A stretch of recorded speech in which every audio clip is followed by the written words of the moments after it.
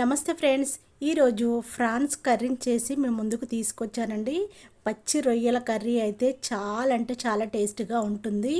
రోటీలోకి కానీ బగార్ రైస్లో వైట్ రైస్లో కానీ తినచ్చు. చాలా అంటే చాలా మంచిది, హెల్త్కి అయితే చాలా మంచిది. ఇవి ఫ్రాన్స్ ఎక్కువ తినడం వల్ల చాలా మంచిది. 1 కేజీ వరకు రొయ్యలను తీసుకున్నానండి. 1 కేజీ రొయ్యలకి మనము ఎలా చేయాలి అనేది కర్రీని నేను చూపిస్తాను. మరొక వీడియో కూడా నా ఛానల్లో ఉందండి, అది కూడా చూడండి. ఇది కూడా చూడండి. 2 రకాల రెసిపీలు అలాగలాగు చేసి పెట్టాను. ఇప్పుడు ప్రాన్స్ని అన్నిటినీ ఒక గిన్నెలో వేసేసుకొని అందులో 1/2 స్పూన్ వరకు సాల్ట్ని వేసుకోవాలి, 1/2 స్పూన్ వరకు పసుపుని వేసుకోవాలి, 1/2 ముక్క వరకు నిమ్మరసాన్ని పిండుకోవాలి. చేతితో మంచిగా పిసికిన తర్వాత ఒక గిన్నెలో వేసేసుకొని వాటర్ని పోసి నీసు వాసన పోయే వరకు మంచిగా కడగాలి. ఒక 3-4 టైమ్స్ అయినా మంచిగా కడగాలండి. పొట్టు ఏం లేకుండా, ఏదైనా డస్ట్ అలాంటిది ఏం లేకుండా నీట్గా కడిగి మంచిగా ఒక జాలి గిన్నెలో వేసేసుకోవాలి.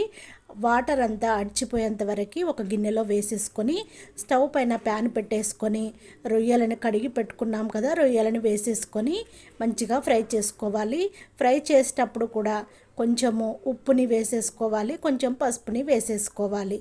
మంచిగా ఫ్రై అయిన తర్వాత పక్కన పెట్టేసుకోవాలి. ఇప్పుడు స్టవ్ పైన ఒక బాండిల్ని పెట్టేసుకొని అందులో 2 స్పూన్ల వరకు ఆయిల్ వేసేసుకొని ఒక బగారి ఆకు, దాల్చిన చెక్క, మరాఠీ మొగ్గ, ఇలాచి, లవంగాన్ని వేసేసుకొని రెడ్గా ఫ్రై చేసుకోవాలి.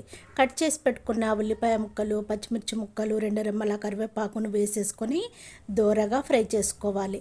ఒక కట్ట పుదీనాను కూడా వేసేసుకొని మొత్తం మిక్స్ అయ్యేలా కలుపుకొని దోరగా ఫ్రై చేసుకోవాలి. ఫ్రెష్గా రెడీ చేసి పెట్టుకున్న అల్లం వెల్లిగడ్డ పేస్ట్ వేసేసుకొని పచ్చివాసన పోయే వరకు ఫ్రై చేసుకోవాలి. 2 టమాటాలను తీసుకున్నాను. టమాటా ప్యూరీని రెడీ చేసేసుకొని వేసేసుకోవాలి. మొత్తం మిక్స్ అయ్యేలా కలుపుకోవాలి. కొంచెం ఉడికిన తర్వాత ఒక 5 మినిట్స్ వరకు మంచిగా ఉడికించుకోవాలి, పచ్చి వాసన పోయే వరకు.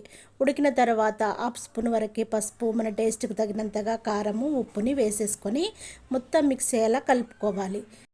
1 స్పూన్ వరకు జీరా పౌడర్ని వేసుకోవాలి. జీరా పౌడరు నేను ముందే వేంపి పౌడర్ చేసి ఒక బాటిల్లో స్టోర్ చేసి పెట్టేసుకుంటాను. ఎప్పుడు కావాలనుకుంటే అప్పుడు కర్రీలోకి వాడుతూ ఉంటాను. జీరా పౌడర్ అంతా మిక్స్ అయ్యేలా కలుపుకున్న తర్వాత మూత పెట్టేసుకొని ఒక 5 మినిట్స్ వరకు ఉడికించుకున్న తర్వాత మూత తీసుకొని మనం ఫ్రై చేసి పెట్టుకున్న రొయ్యలని వేసేసుకోవాలి. ఫ్రాన్స్ని వేసేసుకొని మొత్తం మిక్స్ అయ్యేలా కలుపుకోవాలి. మూత పెట్టేసుకొని మరొక 5 మినిట్స్ వరకు ఆయిల్ అంతా పైకి వచ్చే వరకు మంచిగా ఉడికించుకోవాలి. ఇప్పుడు మూత తీసుకొని మళ్ళీ ఒకసారి కలుపుకొని వాటర్ని చూసి వేసేసుకోవాలి. మరీ ఎక్కువగా కాకుండా చూసుకోండి. ఆల్రెడీ రొయ్యలని మనము ఉడికించి వేసేసుకున్నాము. ఫ్రాన్స్ మెత్తగానే ఉడికాయి.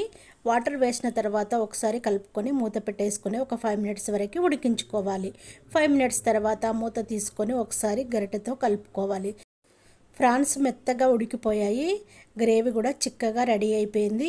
ఇందులోకి 2 స్పూన్ల వరకు ధనియా పౌడర్ని వేసేసుకోవాలి. 1/2 స్పూన్ వరకు గరం మసాలాని వేసేసుకోవాలి. మీరు కావాలనుకుంటే గరం మసాలాని ఇంకా కాస్త కూడా వేసేసుకోవచ్చు. నేను మాత్రము 1/2 స్పూనే వేసేస్తున్నాను.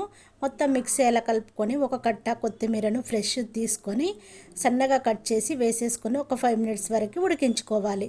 5 మినిట్స్ తర్వాత మూత తీసుకొని ఒక సర్వింగ్ బౌల్లోకి వేసేసుకోవాలి. చూడండి, వేడి వేడిగా ఫ్రాన్స్ కర్రీ రెడీ అయిపోయింది. బగార్ రైస్లోకైనా, వైట్ రైస్లోకైనా, రోటీలోకైనా చాలా అంటే చాలా టేస్ట్గా ఉంటుంది. నేను చేసిన ఈ వీడియో నచ్చినట్టయితే మీ వాళ్ళందరికీ షేర్ చేయడము మర్చిపోకండి. నచ్చితే లైక్ కొట్టడము మర్చిపోకండి.